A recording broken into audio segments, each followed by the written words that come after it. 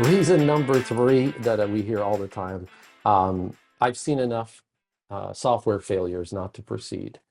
Well, that's interesting because there are some softwares that work out there and there's some that don't. And I think a lot of it has to do with, first of all, is it built for the day-to-day processes of that team that's using it, whether it's maintenance or anything else? Is it built for them and is it make their jobs easier every single day? And we did that. We started 20 years ago. There was one concept that we had in maintenance care, which was the task list. And that's the thing that we've never changed all throughout. And sometimes people go to our system and they go, oh, that's too simplistic. I want like a fancy button here and there. And we have those things in other pages and other parts of the software. But in the core day-to-day, when you're doing 200 to 300 tasks a month, you want simplicity. And that's what we've always kept because that's what will get you efficiency. So when you talk about failures to implement software, you've got a simple task list to work from.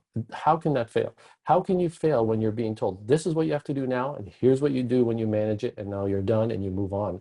I mean, there's no easier way to process that training with the staff, even if they're not comfortable with maintenance solutions.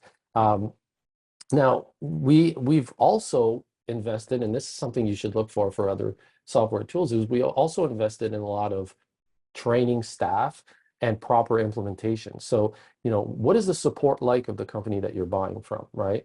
And we have unlimited support, for example, and training is extensive. We do multiple sessions and we make sure you're up and running in the way that you want to be up and running and all of the features of the software. And that could take 2 weeks, it could take a month, it could take a year based on your team's capabilities. But the point is here is that what type of service level does that team offer? Are you calling someplace that's not the head office staff? Are you just calling like a service, or are you getting the team that's there? And for us, you are getting our team that are trained, and we look at metrics for training. And I think that that's an important thing when you're buying a software, is to ask those questions, not just about the features.